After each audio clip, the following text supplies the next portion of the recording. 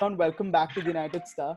We've got Shivaan again with us, and Game Week 36 plus is the game week before the FA Cup, and there are a lot of Yeah. transfers that you might need to do to ensure that your team is doing well. So, Shivaan, why don't you take us through some of the key things here and how Pep especially might rotate his squad, and even Man United or Chelsea and Arsenal for that matter? Yeah, so this is a big game week because it's before the FA Cup, and the main big four teams who we might consider going for are in the FA Cup. So we might see some rotation, mainly for Pep, because City are have nothing to play for in the league. So the transfer strategy that I'm looking to play right now is called like a big hitting transfer strategy. So say for example, last week you had a big hitter like Salah. He goes and scores 18 points, and then you don't expect him to start this. You didn't expect him to start against Burnley, but turns out he started.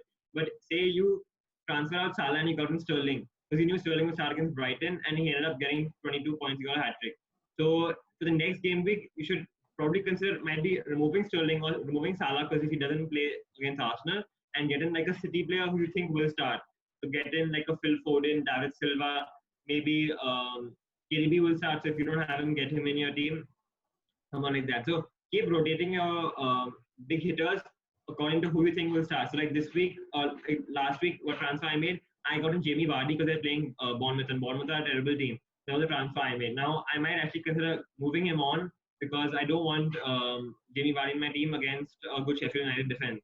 So that's the transfer I'm looking at. So focus on getting in City players because City will score 4 or 5 against Bournemouth. I think it's pretty safe to say that. So focus on getting either Phil Foden, David Silva, or Sterling if you don't have it.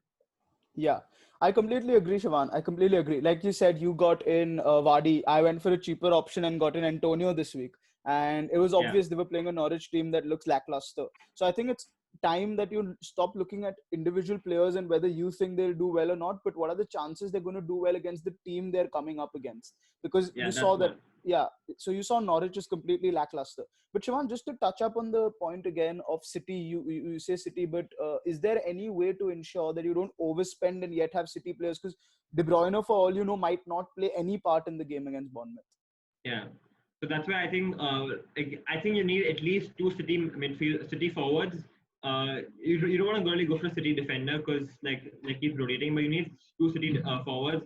So and you can have Phil Foden. So when you have Phil Foden as a 5.4 or 5.5 option, that gives you enough money to spend enough on either Sterling or who's like 11, spend enough on Jesus who's 9.8 or David Silva who's 7.5.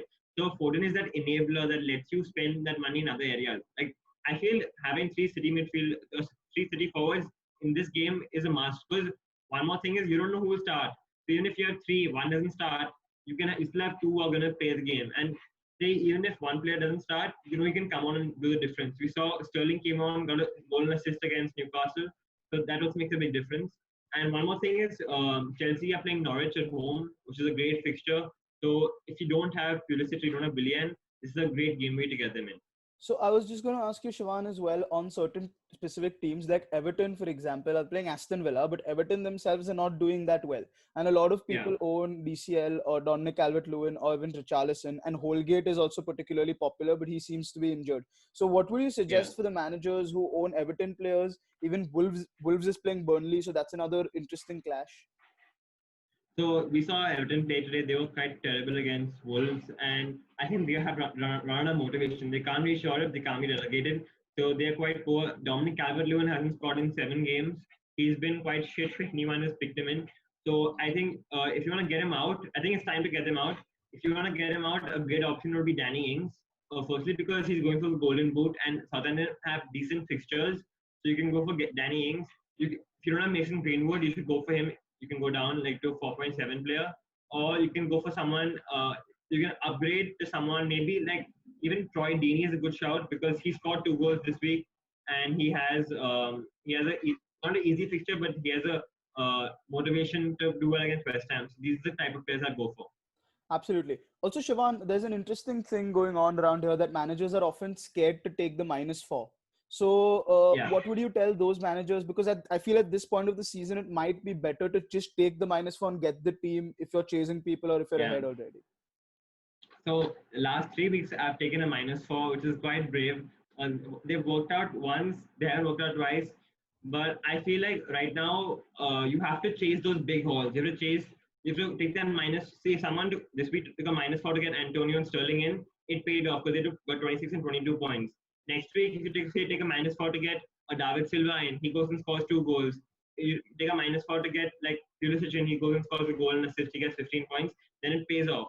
So I feel like the next 1 or 2 game weeks at least, it's wise to take the -4. But after that, maybe 37, 38, I wouldn't take it because then there's less number of game weeks for that -4 to give you a return. So you only have 2 weeks for the player to do well to get you the return. So maybe the last game week or second last game week, I wouldn't advise it. Probably this is the last week where you can go big and take that -4. Right. I agree. So I think we've covered most of the games and what's going to happen. One of the most important games, of course, is Liverpool and Arsenal. So would you Yeah. stack up on Liverpool assets looking at the way Arsenal are defending? Or would you keep an Aubameyang, or what would you do with that? So I still have Salah on my team, but I think he's due a rest because he's played the last 4 games in a row and he looked quite tired against Burnley. Even though he had like 4 shots on target, he had 3 big chances and still didn't score a goal. And he's going for that golden boot, but I feel like Liverpool are playing Arsenal and Chelsea, who are actually quite two defensively bad teams, and the game will be quite open. So there's a chance for Salah to score.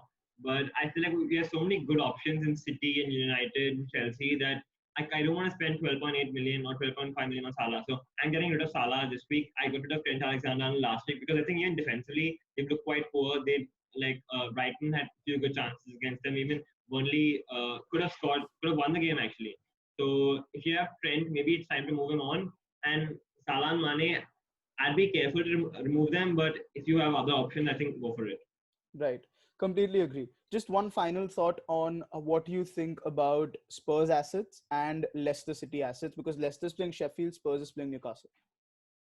Okay, so for Spurs assets, I feel like it all depends on the setup. So I think the best Spurs asset to own is Serge Aurier because he's so attacking on the right hand side and he gets bonus points also. So he's bound to get an assist. Spurs aren't that good defensively. They got 2 clean sheets before this Arsenal game, but Serge Aurier is the best pick. I don't think Harry Kane or Heung-min Son are good assets because they have too much money and there's too many options in the midfield instead of Son. So uh, this today, Tottenham played a 4-4-2. That's why Son was getting a lot of shots on target. But normally, Spurs play a 4-2-3-1 with Son really wide. He doesn't really get much goal involvement, and Harry Kane is the one who's doing all that. So I don't think you should get Spurs assets in now. There's many other options.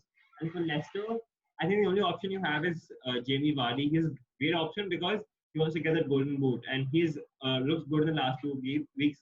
He's got 3 goals in the last two, and now we're in the Bournemouth game, so he'll probably do something here as well. So you can get Jamie Vardy in as the Leicester asset. Right. So thanks, Shivan. I think we've covered all the major teams. Obviously, Manchester United, we've been saying this for the longest time now, triple up on Manchester United. They look Yeah, like definitely. yeah. The only question is sort of a lot of people own Rashford as well, and he's not delivering in terms of FPL points. So maybe there are two ways to look at it. Either you wait and you see, because he has the potential, obviously, and United are creating enough Yeah, opportunities. So you wait and see whether he delivers, or you move on to a Mason Greenwood. Again, there the risk is he might have already peaked out. So, but get 3 United players in, get someone like Antonio in, or Troy, or someone from Watford, someone like Ismaila Sarr. You saw how effective he is in the game in terms of creativity and threat. So those are the yeah, two maybe players from the relegation teams that I'd suggest. But otherwise, I think Shivan, you've covered everything very well. Thank you for that. Thanks guys for no watching, problem. and please subscribe to the See you. channel and hope to see you soon. Yeah, good luck.